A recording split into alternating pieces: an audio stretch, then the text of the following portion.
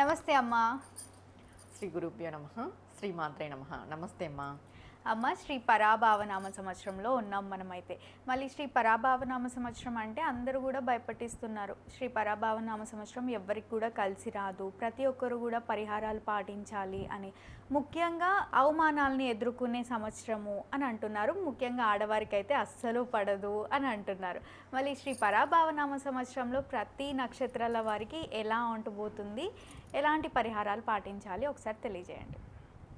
పరాభావనామ సంవత్సరము అంటేనే అపజయము అనే ఒక మైండ్ సెట్ని తీసేయాలి. అవమానాలని, ఆడవాళ్ళకి బాగలేదని, ఇలాంటివన్నీ కంప్లీట్గా రిమూవ్ చేయాల్సిన విషయం ఇది. పరాభావనామ సంవత్సరము అంటే సాక్షాత్తు అమ్మ అయ్యవారు కలిపి వచ్చిన సంవత్సరం ఇది. పరా అంటే అమ్మవారు, భవ అంటే శివుడు, శివశక్తి యొక్క కలయిక ఉన్న సంవత్సరము ఈ పరాభావనామ సంవత్సరం. ఈ పరాభావనామ సంవత్సరంలో ఎవరికి ఎలా ఉంటుంది అనే విషయానికి వస్తే, ఎవరైతే ఆధ్యాత్మిక మార్గంలో ఉండి ధర్మంగా ఉండి ఒకరికి చెడు చేయకోకున్నట్టు ఉంటారో వాళ్ళకి ఈ శివశక్తుల యొక్క అనుగ్రహం సంపూర్ణంగా ఉంటుంది. ఖచ్చితంగా ఈ సంవత్సరం అయితే అనుగ్రహం కలుగుతుంది.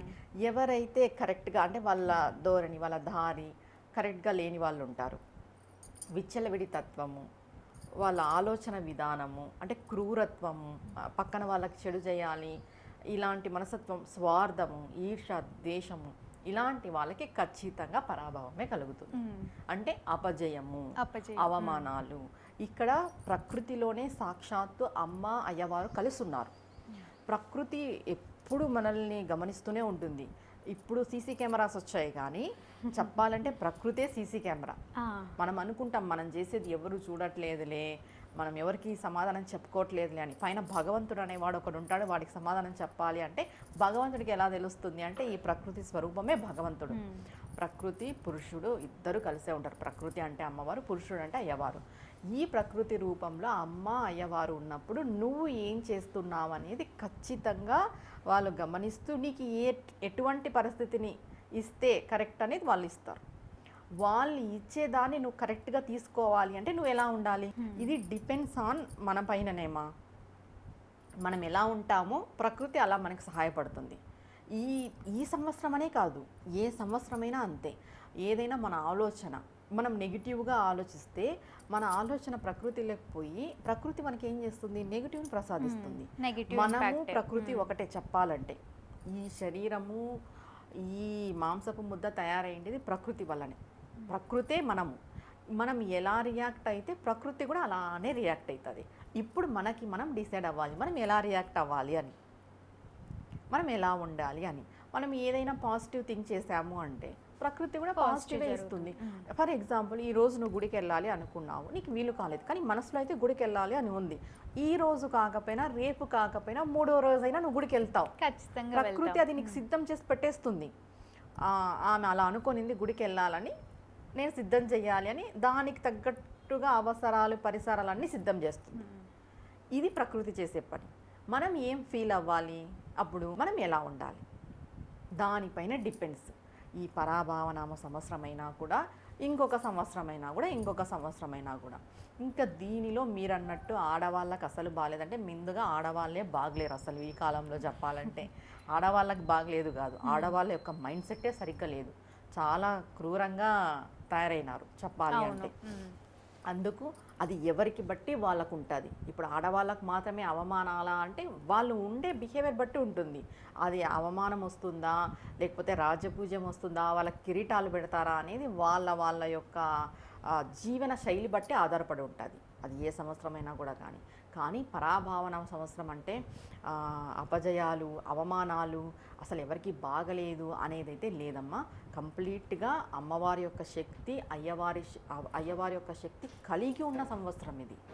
మీరు అమ్మవారిది, అయ్యవారిది సంపూర్ణంగా అనుగ్రహం పొందాలి అంటే ఈ సంవత్సరంలో మీరు చక్కగా నడవడిక, డిసిప్లైన్గా ఉంటే ఆటోమేటిక్గా వాళ్ళ అనుగ్రహం వచ్చేస్తుంది. వేరే ఏ పూజలు చేయనవసరం లేదు. మనం ఒకరికి చెడు చేయకోకున్నట్టు ఉంటే చాలు. ఫస్ట్ అయితే ఇది ఒక్కటి చేస్తే పరిపూర్ణంగా వాళ్ళ అనుగ్రహం ఉంటుంది. ఇంకా మీరన్నట్టుగా నక్షత్రాల వారికి అని అంటే ఇక్కడ మెయిన్ అందరికీ ఒకటేలాగా ఉండదు. అవును, ప్రతి ఒక్కరికి పూర్వజన్మ వేరే వేరే. సుకృతం అనేది ఒకటి ఉంటుంది, పూర్వజన్మ కర్మ అనేది ఒకటి ఉంటుంది. ఇప్పుడు మేషరాశి వాళ్ళకి బాగుంది ఈ సంవత్సరం, అదే మనం వింటున్నాం కూడా. అందరు మేషరాశి వాళ్ళకి బాగుందా? లేదు, కొందరికి మాత్రమే బాగుంది. అలా ఎందుకు? మేషరాశి అందరికీ బాగుండాలి కదా. బాగుండాలి. చెప్పాలి అంటే జ్యోతిష శాస్త్రం ప్రకారం మేషరాశి వాళ్ళకి బాగుంది అంటున్నాం, అందరికీ బాగుండాలి కదా. మళ్ళీ కొందరికి ఎందుకు బాగుంది? ఆ కొందరికి ఎందుకు బాగుంది అంటే పూర్వజన్మ సుకృతం కర్మ దాన్ని బట్టి ఉంటుంది. ఇంకా కొందరికి ఎందుకు బాగలేదంటే వాళ్ళ నడవడిక, వాళ్ళ జీవన శైలి, తర్వాత పూర్వజన్మలో వాళ్ళకి బ్యాడ్ కర్మ ఉంటుంది, హెవీగా ఉంటుంది. ఆ హెవీగా ఉండడం వల్ల ఇంకొక పర్సన్కి 100% సక్సెస్ వచ్చేది, ఇంకొక మేషరాశి పర్సన్కి 60% సక్సెస్ వస్తుంది, ఇంకొక మేషరాశి పర్సన్కి 40% సక్సెస్ వస్తుంది. ఇది డిపెండ్స్ ఆన్ కర్మ, వాళ్ళ పూర్వజన్మ కర్మ బట్టి ఉంటుంది. అంతే తప్ప మేషరాశి వాళ్ళకి బాగుందంటే మేషరాశి అందరికీ బాగుంటుంది అనేది ఏం లేదు. అట్లనే ఇంకొక రాశి వాళ్ళకి, ఎవరికి సింహరాశికి ఎవరికో బాగాలేదు అసలు ఈ ఇయర్, ఎవరో చెప్తున్నాం కదా, వాళ్ళకి అస్సలు బాగుండదా అని అంటే అస్సలు బాగుండదని కాదు, వాళ్ళ పూర్వజన్మ కర్మ బట్టే నడుస్తుంది ఏదైనా కూడా. ఇక్కడ మనం ఏదో తెగ భయపడిపోయి వాళ్ళకి నాకు బాగలేదు, మాకు ఇలా ఉంది, మాకు అలా ఉంది అనే మైండ్ సెట్ మానేసి మనం ఏ పనులైతే చేస్తున్నామో అవి చేసుకుంటూ భగవంతుని యొక్క ఆరాధన, భగవంతుని యొక్క పాదాలను పట్టుకుంటూ ముందుకెళ్తే చాలు.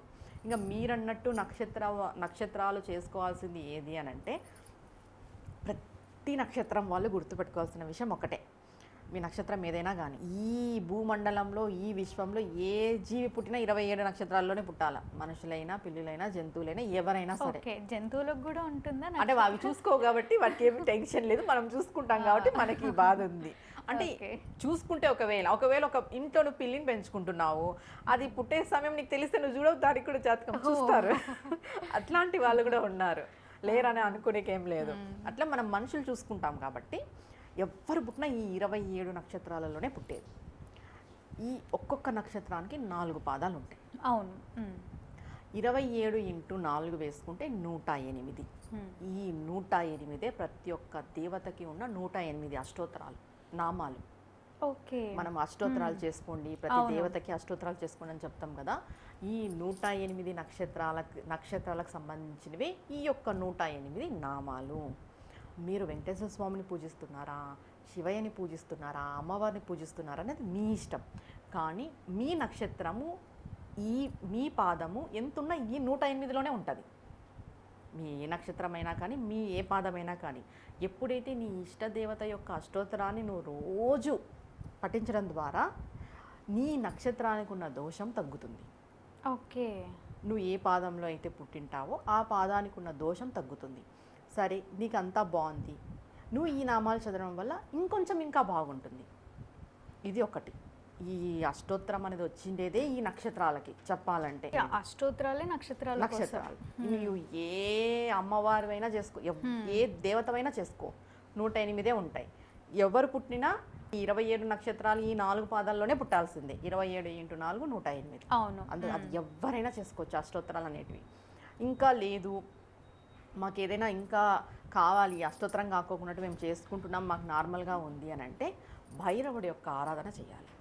భైరవుడు, కాలభైరవుడు. అంటే మనకి భైరవుడు 8 అష్టభైరవులు ఉన్నారు. అష్టభైరవుల్లో కాలభైరవుని యొక్క ఆరాధన చేయాలి. ఏ నక్షత్రం వాళ్ళైనా కానీ మీకు బాగలేదు, అస్సలకి బాగలేదు అంటే కాలం కలిసి రాకపోతే కాలభైరవుని యొక్క ఆరాధన చేయాలి అని చెప్తారు. ఎందుకంటే కాలానికి అధిపతి కాలభైరవుడు. మనకి కాలం అంటే గడ్డు కాలం ఉంది, మనం ఏ పని చేసినా కూడా సక్సెస్ అవ్వట్లేదు, దారి కనిపించట్లేదు, ఇలా ఉంటాయి కదా. ఇలా ఉన్నప్పుడు ఏ నక్షత్రం వాళ్ళకైనా ఈ సమస్య ఉంటుంది. మేము వచ్చే సమస్య ఇప్పుడు బాగలేదు అని అంటే మనం చేసే పని ముందుకు పోవడం లేదు, మనం ఇంకా బ్యాక్ అయిపోతున్నాము అనేదే బాగలేకపోవడం, అంతే కదా. అలాంటి వాళ్ళు ఏం చేయాలంటే కాలభైరవుని యొక్క ఆరాధన చెయ్యాలి.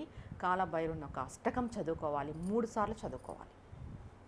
తర్వాత అష్టమి తిథులు వస్తాయి కదా మనకి, అష్టమి తిథుల్లో కాలభైరవుని యొక్క గుడికి, దేవాలయానికి వెళ్ళడము, ఆయన్ని దర్శించడము, అక్కడ గుమ్మడికాయ దీపం పెట్టి రావడం. ఇంట్లో పెట్టుకోకూడదు, టెంపుల్లోనే పెట్టాలి, దేవాలయంలోనే పెట్టాలి. అక్కడ ఆయనకి గుమ్మడికాయ దీపం పెట్టేసి రావడము, కాలభైరవ స్వామికి మనం ఆవు పాలు సమర్పించడము, ఇవన్నీ చేస్తూ రావడం వల్ల ఏ నక్షత్రాలకైనా సరే అస్సలు బాగలేకపోని వాళ్ళకి మంచి టైం అనేది వస్తుంది. గుమ్మడికాయ దీపంలో ఏ ఆయిల్ యూజ్ చేయమంటారు? నువ్వుల నూనె. నువ్వుల నూనె. నువ్వుల నూనె కొన్ని నువ్వులు వేసేసి, లేదా కొంతమంది శనిగ్రహ దోషాలు ఉండేవాళ్ళు బ్లాక్ కలర్ క్లాత్ కూడా వేస్తారు దాంట్లోకి. క్లాత్ వేసి ఒత్తి వేసి, కొంతమంది బ్లాక్ కలర్ ఒత్తినే వేస్తారు క్లాత్తో, ఒత్తి వేసి కూడా అలా కూడా వెలిగిస్తారు. ఇలా చేసుకోవడం ద్వారా ఏ నక్షత్రానికైనా కూడా మంచి కాలం అనేది వస్తుంది. మనం భయపడే పనే లేదు ఈ సంవత్సరం అలా ఉంది ఇలా ఉంది అని. తప్పకుండా అమ్మ. శ్రీ పరాభావనామ సంవత్సరంలో అన్ని రాసుల వారికి ఏ విధంగా ఉంది, పాటించాల్సిన పరిహారాలు ఏంటి అని ఎంతో చక్కగా తెలియజేసినందుకు ధన్యవాదాలు. నమస్తే అమ్మా.